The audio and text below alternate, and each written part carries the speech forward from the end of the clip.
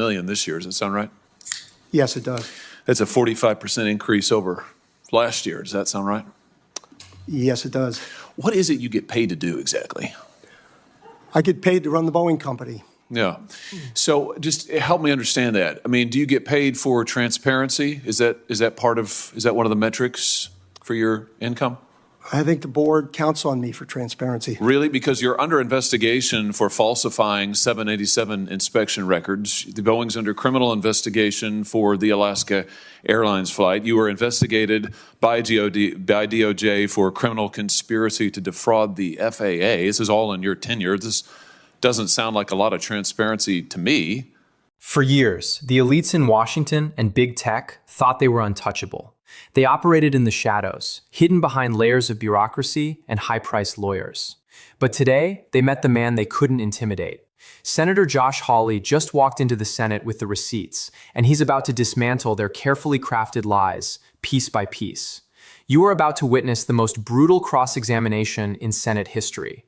Hawley isn't just asking questions, he's delivering a final verdict.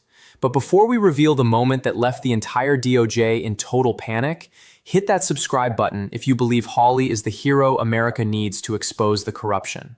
The game is over, and the truth is finally coming out. Let's get into it. Thank you very much, Mr. Chairman. Mr. Erdman, thank you for being here. In March of 2023, the Senate unanimously passed legislation requiring the Office of the Director of National Intelligence to declassify all, I believe the exact language is, declassify any and all information related to potential links between the Wuhan Institute of Virology and the origins of COVID-19. I have some familiarity with this legislation because I wrote it. It passed the House unanimously. President Biden signed it into law under, I think, popular duress. As you may remember, well, first of all, are you familiar with this law? Oh, of course, yes. As you may recall, it set a statutory deadline of just a couple of months later, which the Biden administration promptly ignored and blew through. When they finally did release the report, I think we've got a picture of it here that'll appear over my shoulder. It was all of 5 pages. Yeah. Here it is. Wait for it. 5 pages. Remember, the law says any and all information. 5 pages, heavily redacted, even the 5 pages. I think one of those pages is like a cover note or something. Yeah, here it is. The executive summary, 5 pages. This is, according to the Office of the Director of National Intelligence, this is any and all information related to COVID-19 and the Wuhan Virology Lab. Now, you've been on this task force that has reviewed these documents. Is this all the information the United States government had? That is not all the information. And I'll tell you a little story about that if you'd like. Please. A little story about your 5 pages there. So there was a classified report being written at the time all of this was going on. And I assumed as I'm reading through the documents that they would just take that classified report, which didn't look like that, and they would just redact it. And because I'm reading through the documents, but that is not what happened. They decided to write a different paper instead of what was already. Who you say they? Who's they? The National Intelligence Council. The National Intelligence Council was at the time that the law passed was doing a thorough review or doing a review. We don't know how thorough. How many pages? You've been on this task force. You've gotten a sense of, if it's not 5 pages, how many pages worth of information would you guess the United States government was in possession of related to Wuhan lab and COVID possible links? I can tell you that Director Gabbard is working through, I believe, 2,000 pages. 2,000? They're trying to get released in the first batch. This is the law states yes, any and all, but there's still the requirement to run it through the different agencies to ensure that there's not some sources and methods. But there's like 2,000 pages. 2,000 pages. 2,000 pages. I want to show you what Admiral Haynes, Director Haynes, said to me when I wrote to her, Senator Braun and I wrote to her following this outrageous, ridiculous report. She wrote back to me and said, well, we declassified only what we could without endangering sources and methods. Only what we could. 5 pages of summary that itself has redactions. The 5 pages have redactions. And you're telling me there are literally thousands of documents. Why are they hiding all of this material? I can tell you that the interagency process of declassification is highly bureaucratic, and that is being worked. And I think you saw just a few days ago, Director Gabbard released some information about the labs. Was Director Haynes, Avril Haynes, was she involved in making the decision not to release the material? I don't have any proof that she was involved in the direct decision. I have no emails saying that directly, but it was her office, and it's her signature on the letter to me. It's her office that sent the 5 pages. Right. She's the one who said, this is what we have. This is all we have. You're telling me there were 2,000 plus documents. No, I'm they telling sent you us that 5. the first swath of documents that Oh, I we're see. looking to, There there's may be many, more. many more than that. I got you. Many, many more. Let me tell you what this so-called 5-page report, what it said in its substance, to the extent there was any. They said, number one, that nothing that was researched at the Wuhan lab could plausibly be a progenitor of SARS-CoV-2. Number two, they said there is no evidence of any research-related incident involving Wuhan employees that might have been related to the pandemic. Now, in your experience, given what you have seen, are those true statements? Some of that would have to be covered and classified, but no, they're not true. If we wanted to get into details, I don't believe that's true. So the United States government first deliberately violated a law passed by Congress, signed by the president, that ordered them to release all information related to the Wuhan lab, number one. Number two, they then violated the law again by withholding thousands and thousands of pages that they had at the time and knew were covered by the law. And number three, the conclusions, so-called, they released to the public are false. If that is not a cover-up, I don't know what is. And if our elected officials and unelected officials, in this case, in the IC and ODNI, if they can get by with blatantly violating the statutes of this country and lying to the American people, I'm sorry, but we don't have a democracy anymore. I don't know what it is, but it's not a democracy because we, the people, aren't in charge. These people are in charge, and they're lying to us every single day. You said in your opening statement that Dr. Fauci, speaking of someone who's not exactly a truth teller, that Dr. Fauci intervened to put his thumb on the scale of what information the intelligence community, the IC, could review when they did their initial assessments of whether or not the Wuhan lab was linked to COVID. What exactly did he do? So let me clarify that.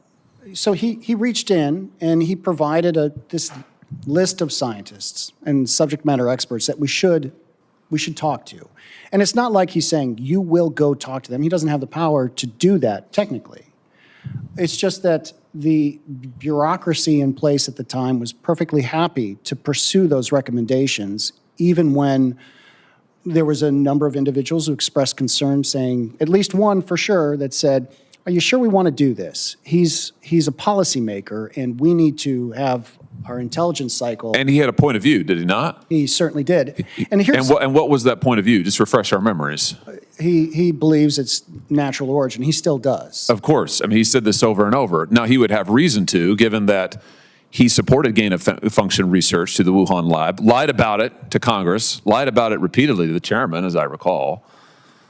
So his hands are dirty in this. And yet here he is intervening behind the scenes. It's bad enough that he's out there misleading the public. Behind the scenes, he's trying to intervene to stop our own intelligence community, who are supposed to work for the public, from actually accurately assessing the evidence. This is unbelievable. This is unbelievable. And then people wonder, gee, why are the American people not trusting of elected officials? I wonder, why are they? I'll tell you why, because we are repeatedly lied to by these people. Lied to and lied to and lied to. I want to thank you, Mr. Erdman, for your testimony.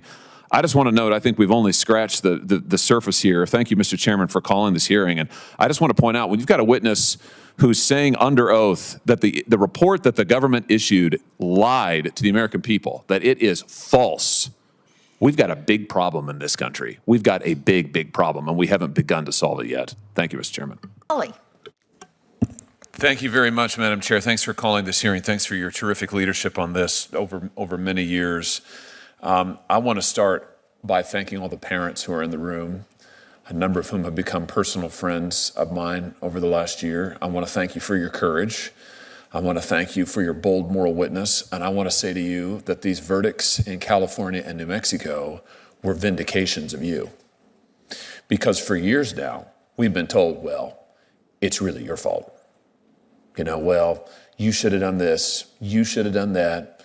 If parents would do this, it would all be fine. Those are all lies. They knew they were lies. The companies never really believed it. They knew, as Ms. Lanier exposed in court, that they were at fault. They knew it all along.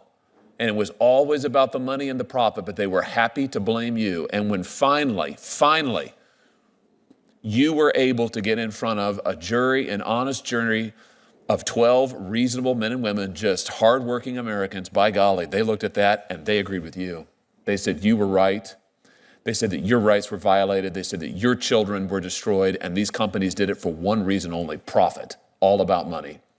So I want to say to you, congratulations. This is just the beginning of the vindication that you deserve. And I also want to say that those jury verdicts were not just vindications of parents, they were indictments of the United States Congress. 2 different juries in 2 different states listened to the evidence and said, we got to hold these people accountable. This body has sat for years and heard the same evidence. There was nothing that was presented to those juries that this body did not know in principle, not a thing. Now, Ms. Lanier got her discovery, and she did an extraordinary job, and I want to talk about that in just a second. There was evidence that you couldn't look away from, but let's not pretend. This body knew and knows all of that, all of it. And yet, what has the United States Congress done? Not a thing. Why is that? Same reason: money. Money, money, money. I know we're not supposed to say it, and my colleagues hate it when I talk about it, but it is just the truth. You may as well put a sign on the United States Senate door that says property of big tech. But last I looked, the Constitution doesn't say we the corporations. It says we the people. It's time for this body to get some courage and to act on the lead of these good jurors, these normal working people who looked at this evidence and said, we've got to do something. This body needs to do something. It is time. I've heard the speeches, I've seen the press conferences, I've seen it all. And then these same people go and they vote no on the floor, they kill bills behind the scenes. I've seen it all. It is time for this to end. And I hope, Ms. Lanier, your incredible victory in court will be a watershed moment, not just in the courtroom, but in the halls of Congress, on the floor of the Senate, on the floor of the House. It is time for this body to vote on the legislation this committee has passed unanimously. We have passed laws that would give victims the right to get into court, as your clients did, Ms. Lanier. It is time for this body to vote on it. We have voted to stop chatbots from preying on our children. It is time for the Senate to pass it. There's no more excuses that are worth hearing. None of them. None of them. And your victories, Ms. Lanier, Rachel, showed that. Congratulations on your just tremendous, tremendous work. You said a second ago in your opening statement that the jury, I'm paraphrasing now, the jury trial was made for this minute, for this moment. Can you explain what you meant by that? I think that is such a key point. Just tell us what you meant by that. Absolutely. Thank you, Senator Hawley. The jury trial is meant to hold people accountable for wrongdoing and tell corporations you don't get a free pass for hurting children. And to have a jury of ordinary, everyday people from all walks of life look at the evidence, hear all the arguments in front of America, and to say this is not okay, this is not acceptable, you can't treat our children this way. It was so absolutely critical to get the voice of the American people and to see that what our jury system is built to do is working. But it also takes people like you to make sure that, again, things are passed on all different fronts to hold big tech accountable. Why is it, do you think, that these corporations fear the jury trial so much? I mean, they fought you tooth and nail. They raised every possible defense, including very frivolous ones. They raised Section 230 as a defense in your case. Your case isn't about content. It's not a 230 case. They raised it nonetheless. Why do you think they fear juries so much? You know, their own documents speak to this because it says what we're doing is indefensible. That's a quote. What we're doing is indefensible. And they take a chapter out of the big tobacco playbook and they try to hide and they try to muddy the waters, and the American people see through it. How important is it in light of that to give every victim, every parent in this audience and across America an access to a fair jury trial? Absolutely critical. People deserve their day in court, and our founding fathers intentionally made our system that way. And that's one of the beautiful things about our country. You know, on this America's 250th anniversary, our 250th birthday, we can't do better than to go back to the framers' wisdom. It's right there in the Constitution, the right to trial by jury. I think there's nothing better that the U.S. Congress could do this year for every parent in America than to give the right to every parent in America to get into court against these companies and to have your day in court. It is a foundational right for all Americans. It has been denied to the American people for decades. For decades. It's time to right that wrong. We can start right now. Thank you, Madam Chair. Senator Padilla. Thank you, Madam. Now, Senator Hawley. Thank you very much, Mr. Chairman. Thank you to the witnesses for being here. Ms. Woods, I want to start with you, and I just want to say to you and to your husband, thank you for your courage and your advocacy, and thank you for sharing with us just a little piece of the life of your beautiful son. I'm a father of three myself, 2 boys and a little girl, and my oldest boy is now a teenager. He just turned 13. And so as I look out at the landscape that he is coming into in social media, I'm terrified by it. But I just know, parent to parent, your son's life is changing the world. Oh, thank you. You know, he is changing the world, and you giving him voice as you and your husband are doing. That's the only thing that's going to make change here in Washington, D.C., I can tell you, because who currently has a hammer hold on the United States Senate are the big technology companies who spend endless amounts of money to control the Senate. And let's just be honest, we may as well put a sign on the floor of the Senate that says property of big tech, because nothing moves across that floor, in my observation, nothing that they don't want. They spend money to control and to buy access and influence, and the only thing that will break that, I believe, is the truth of experiences like yours and the voice of your sons to confront lawmakers with the fact that unless we act and do something, unless we stand up to these corporate interests, more and more children like yours will lose their lives, will lose their futures, will lose their hope. So I just want to say thank you, because you are the tip of the spear. I mean, you are what is making the change. I noticed in your testimony, your written testimony, I was reading it just a second ago, I noticed you pointed out that as to your boy, no system protected him, no platform stopped it. And then you pointed out Meta, for example, has features that flag all inappropriate language that we use when making posts, and all that happens almost instantaneously. But as you said a moment ago, nobody flagged anything for you. None of those systems were deployed to help your son. And I think the reality of that is that Meta didn't care about deploying systems to help your son because it didn't make them any money. Right, If it makes them money, they're happy to do it. right. But it didn't make any money for them to help your son. And so they just stood by. And I just want to point out something that Meta is doing right now. Let's take a look at the Meta chatbot policy. Not only is Meta not protecting kids like your boy, Meta actually is looking to make money by targeting children who are your son's age and younger. This is a document that was leaked by a Meta whistleblower that is their policies when it comes to chatbots with children. And if you look here, the first line, it says, it is acceptable, this is Meta's own words, it is acceptable to engage a child in conversations that are romantic or sensual. So here Meta is with a deliberate policy to target children, teenagers, your boy's age and younger, for the purposes of exploiting them. Why? So they can make money. What are the consequences of that? Well, let's look at another young man who is just a few years younger than your boy. Sewell Seltzer was his name. Sewell was 14.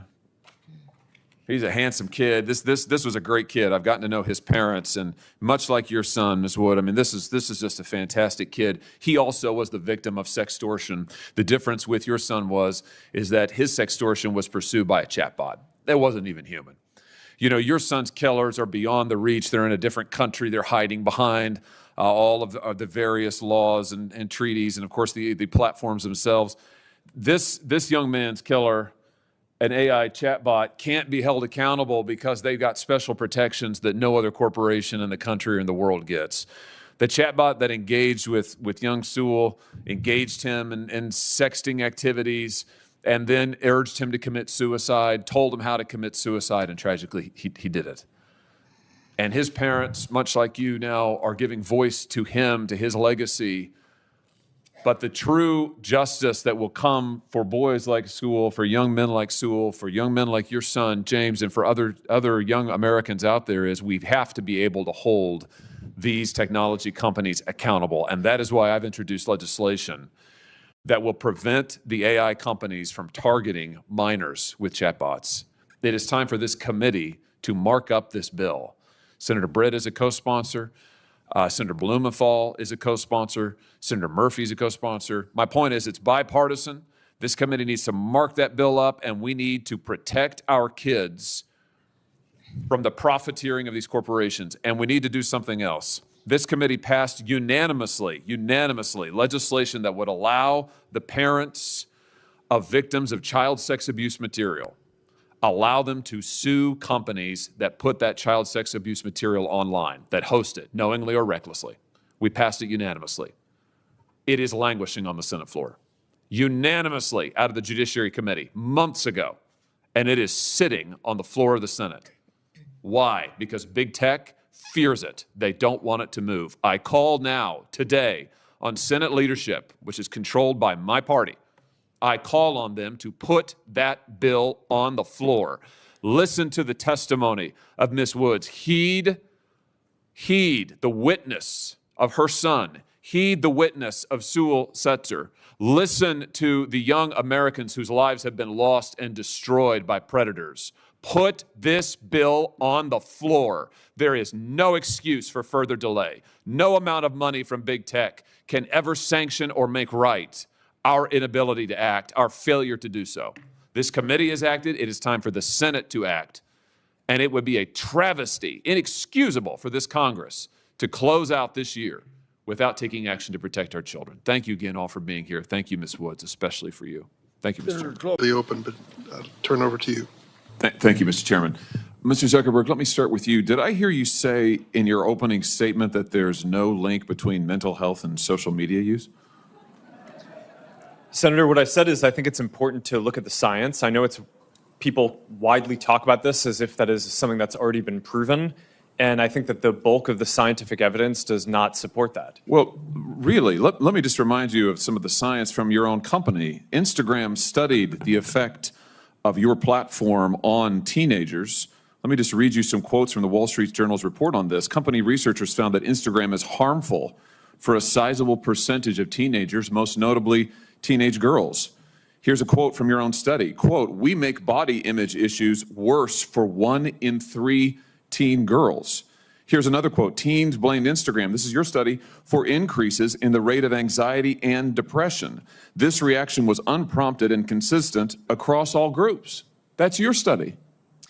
Senator, we try to understand the feedback and how people feel about the services. We can improve. Wait a minute. Your own study says that you make life worse for 1 in 3 teenage girls. You increase anxiety and depression. That's what it says. And you're here testifying to us in public that there's no link. You've been doing this for years. For years, you've been coming in public and testifying under oath that there's absolutely no link. Your product is wonderful. The science is nascent, full speed ahead, while internally, you know full well your product is a disaster for teenagers. Senator, and yet you keep right on doing what you're doing. Right? That's not true. That's not true. Let me show you some other facts I know that you're familiar with. Wait a minute. That's not a question. That's not a question. Those are facts, Mr. Zuckerberg. That's not a question. Those aren't facts. Let me show you some more facts. Here's some information from a whistleblower who came before the Senate, testified under oath in public. He worked for you. It's a senior executive. Here's what he showed he found when he studied your products. So, for example, this is girls between the ages of 13 and 15 years old. 37% of them reported that they had been exposed to nudity on the platform unwanted in the last 7 days. 24% said that they had experienced unwanted sexual advances. They'd been propositioned in the last 7 days. 17% said they had encountered self-harm content pushed at them in the last 7 days. Now, I know you're familiar with these stats because he sent you an email where he lined it all out. I mean, we've got a copy of it right here. My question is, who did you fire for this? Who got fired because of that? Senator, we study all of this because it's important and we want to improve our services. Well, you just told me a second ago you studied it, but that there was no linkage. Who did you Senator, fire? Yeah, I said you mischaracterized. the data. 37% of teenage girls between 13 and 15 were exposed to unwanted nudity in a week on Instagram. You knew about it. Who did you fire? Senator, this is why we're building all Who these did you different fire? tools. Senator, I don't think that's. Who did you fire? I'm not going to answer that. Because You didn't fire anybody, right? You didn't take any Senator, significant I don't think action. it's appropriate to talk about like It's not individual appropriate. HR decisions. Do you know who's sitting behind you? You've got families from across the nation whose children are either severely harmed or gone, and you don't think it's appropriate to talk about steps that you took? The fact that you didn't fire a single happy person? to- Let me happy ask to you talk this. Let me about ask you steps this. that we took Have you if you'd let me compensated speak. any of the victims? Sorry, Have you compensated any of the victims? These girls, have you compensated them? I don't believe so. Why not? Don't you think they deserve some compensation for what your platform has done? Help with Senator- counseling services, help with dealing with the issues that your service has caused? Our job is to make sure that we build tools to help keep people safe. Are you across going our to platform. compensate them? Senator, our job and what we take seriously is making sure that we build industry-leading tools to find harmful To make content, money. take it off the services, To make money. and to build tools that empower parents. So you that didn't help take any work- action, you didn't That's take not any true, action, you Senator. didn't fire anybody, you haven't not true. compensated a That's single not- victim. that's Let not me what I ask you said. this, let me ask you this. There's families of victims here today. Have you apologized to the victims? Would you like to do so now? Well- They're here, you're on national television. Would you like now to apologize to the victims who have been harmed by your product? Show them the pictures. Would you like to apologize for what you've done to these good people? I'm sorry for everything that you have all gone through. It's terrible. No one should have to go through the things that your families have suffered. And this is why we invest so much and are going to continue doing industry-leading efforts to make sure that no one has to go through the types of things that your families have had to suffer. You know, why, Mr. Zuckerberg, why should your company not be sued for this? Why is it that you can claim, you hide behind a liability shield, you can't be held accountable? Shouldn't you be held accountable personally? Will you take personal responsibility? Senator, I think I've already answered this. I mean, these Well, are try serious this again. issues. Will you take personal responsibility?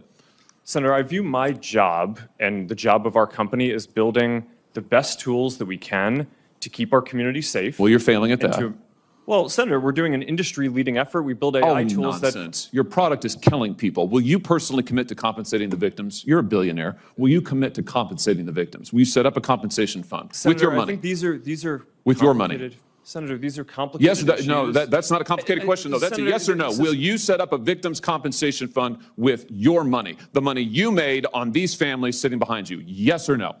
Senator, I don't think that's my job is to Sounds make like sure a we no. build good tools. My Sounds job like a is no. to make sure that Your job is to be responsible for what your company has done. You've made billions of dollars on the people sitting behind them. Are you here? You've done nothing to help them. You've done nothing to compensate them. You've done nothing to put it right. You could do so here today, and you should.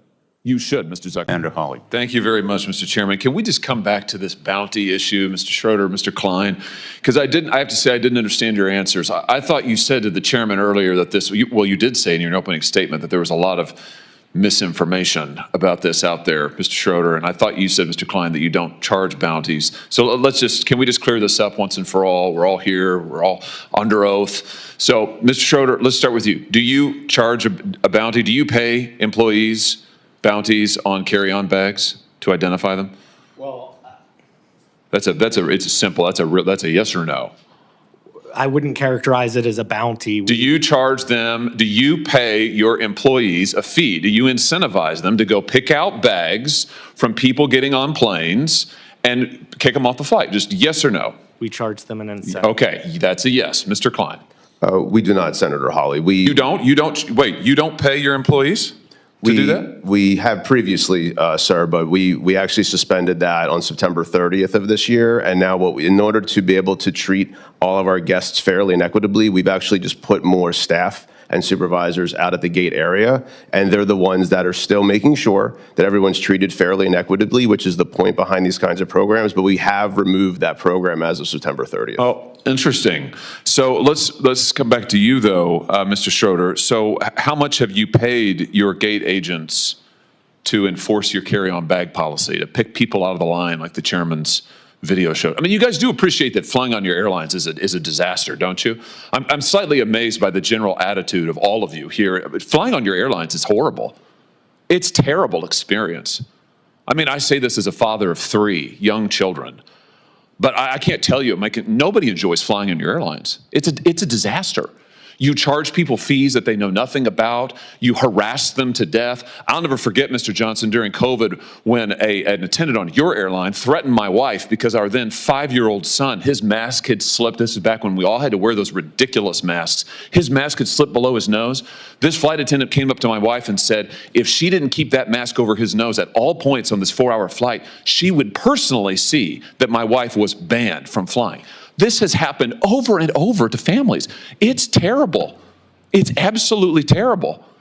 And your attitude here today seems to be, well, devil may care. There's nothing we can do about it. Well, I think we are going to do something about it. So how much have you paid people to pull out customers who are in line with a bag that's 2 centimeters too big, Mr. Schroeder? Well, we recognize this is a hard job, and so therefore we incentivize them to do that. How much? It's $10 per bag. Wow, $10 per bag. And I think, Mr. Klein, you and Mr. Schroeder, your airlines cumulatively have spent $26 million paying gate agents between 2022 and 2023 to catch passengers whose bags are a little bit too big. $26 million. I mean, if people want to know why it's such a terrible experience to fly, this is news for them today. Your airlines are paying millions of dollars to your employees to harass people who've already paid.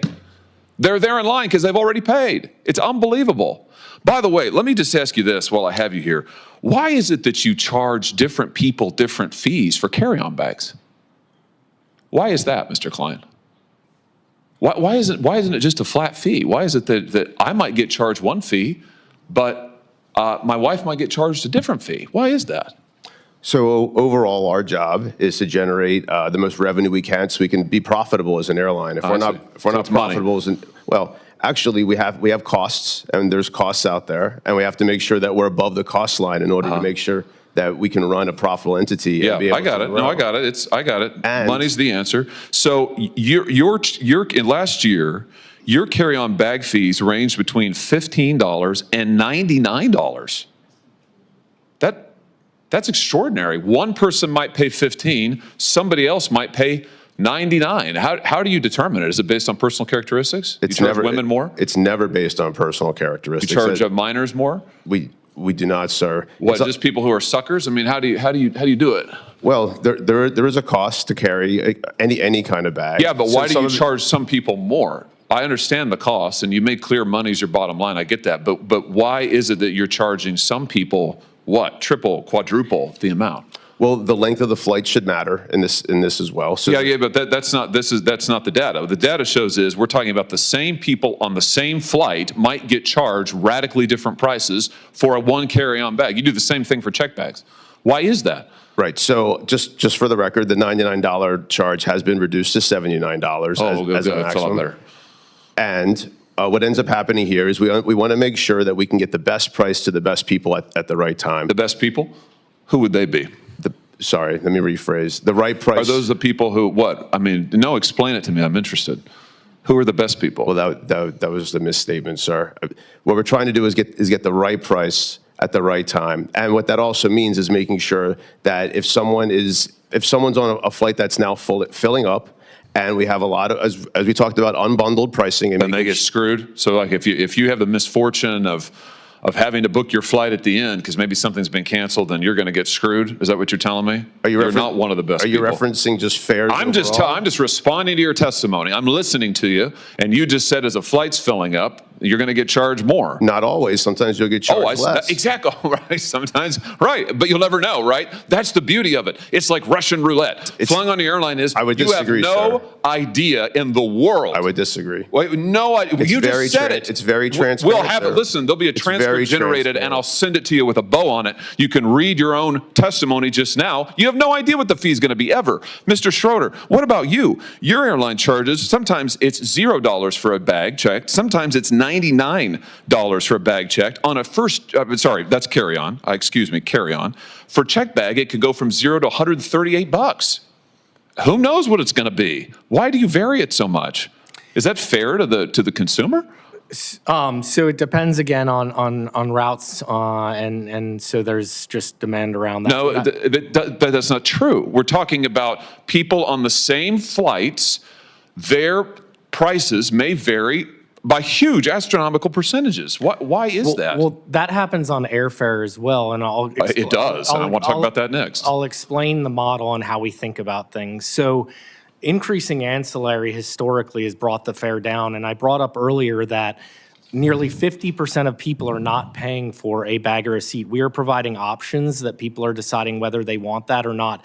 That is increasing the ability for people to travel listen, and travel at all. my time is limited, and I know the chairman, Senator House, want to ask more questions. I just want to point out to you that you are charging people for the same thing, one checked bag or one carry-on bag on the same flight. People are paying wildly different prices for it. They have no idea what it's going to be. I think people will be amazed to learn today that if they fly on your airline or yours, Mr. Klein, heck, the guy next to him may be paying $15 for the carry-on bag, and they may be paying $80.